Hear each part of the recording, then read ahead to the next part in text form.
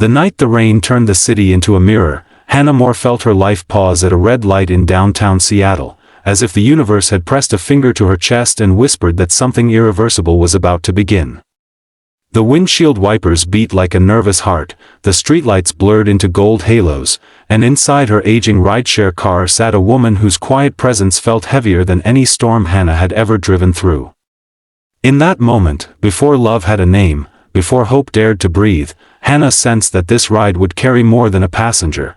It would carry her soul to a place she had never been brave enough to imagine. Before the story unfolds any further, take a moment right now. If you believe in kindness, in second chances, in love that finds us when we least expect it, please like this video, share it with someone who needs hope, leave a comment, and subscribe to the channel. Your support helps stories like this reach hearts that are still waiting to heal. Anna had not planned to be a driver forever. Once, she had believed in neat futures and steady promises, the kind spoken in church pews and family dinners. She had grown up in Spokane, raised on hymns, hard work, and the belief that love followed rules. But rules had never loved her back. After years of hiding pieces of herself, after a quiet heartbreak that left her estranged from her family and exhausted from pretending, she moved west with a suitcase and a borrowed sense of courage. Driving became her refuge. The car was a moving confession booth, a place where strangers entered and exited her life without questions, where she could exist without explaining who she was or why her eyes sometimes softened when she saw two women holding hands. On that rain-soaked evening, her phone chimed with a pickup request near the waterfront. Hannah accepted without thinking, pulling up beside a woman standing alone beneath a flickering awning. The woman carried herself with a weary elegance, shoulders tight as if holding together a life that had been fraying for too long. Her name, displayed briefly on the app, was Rebecca Lawson. She slid into the back seat, bringing with her the faint scent of lavender and hospital soap, and suddenly the small car felt charged with something unspoken. Rebecca was new to the city too, though Hannah would only piece that together over time. She worked long shifts at a medical billing office after leaving a marriage that had looked perfect from the outside and suffocating from within.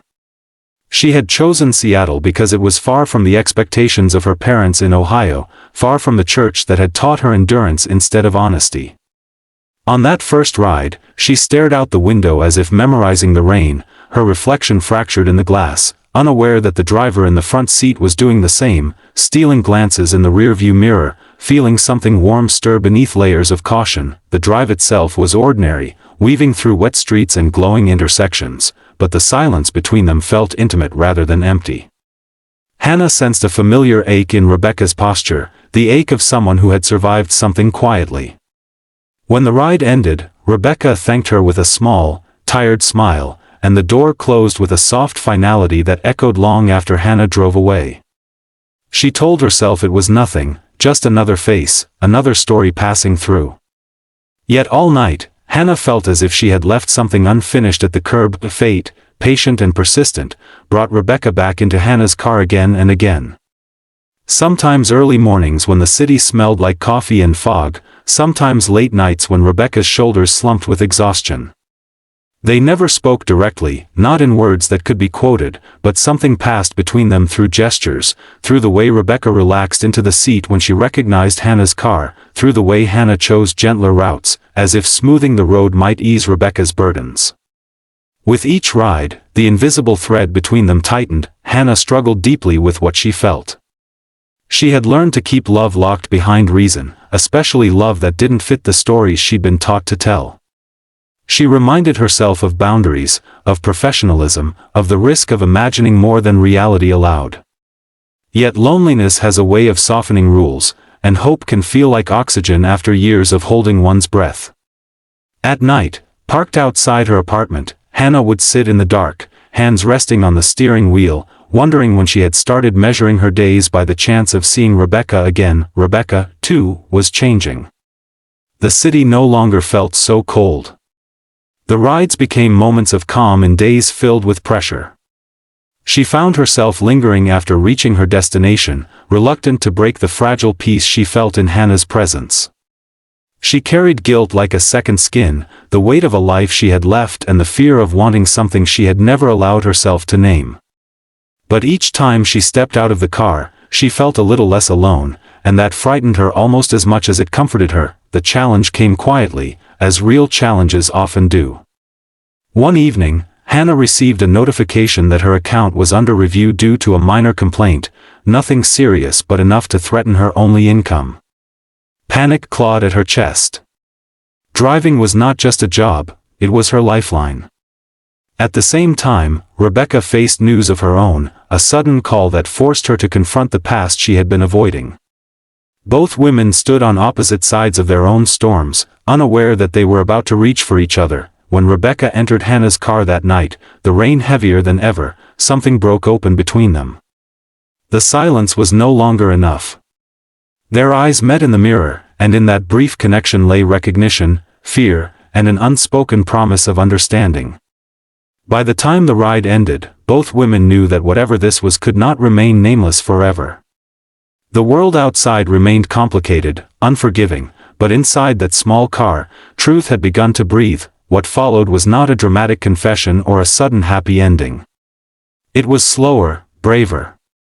They chose honesty in small steps, meeting for coffee under the pretense of coincidence, walking along the pier where the water reflected their uncertain smiles.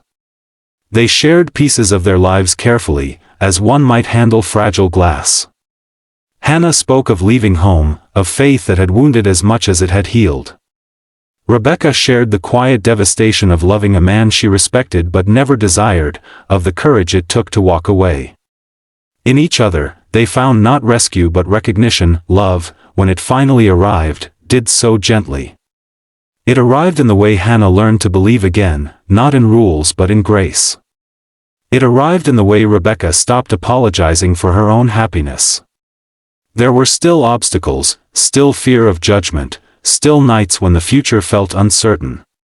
But together, they learned that love did not have to be loud to be real, nor perfect to be worthy. As the months passed, Hannah's account issue resolved, and Rebecca found a new job that honored her time and her heart.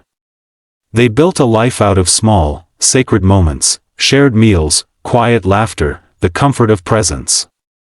The city that had once been a place of escape became a place of belonging. And every time it rained, Hannah remembered that first night, the red light, the feeling of destiny tapping her chest. If this story has reached something tender inside you, if it has reminded you that love can find us in the most ordinary moments, please take a second to like this video, share it, and subscribe. Your engagement tells us these stories matter, and before this story ends, we have one special request. Please comment below and tell us where you believe love can find people when they least expect it. Hannah and Rebecca never claimed their love was easy, but it was honest, and in that honesty, it was healing. A simple ride had become a journey of the heart, proving that sometimes the road we travel for survival becomes the road that leads us home.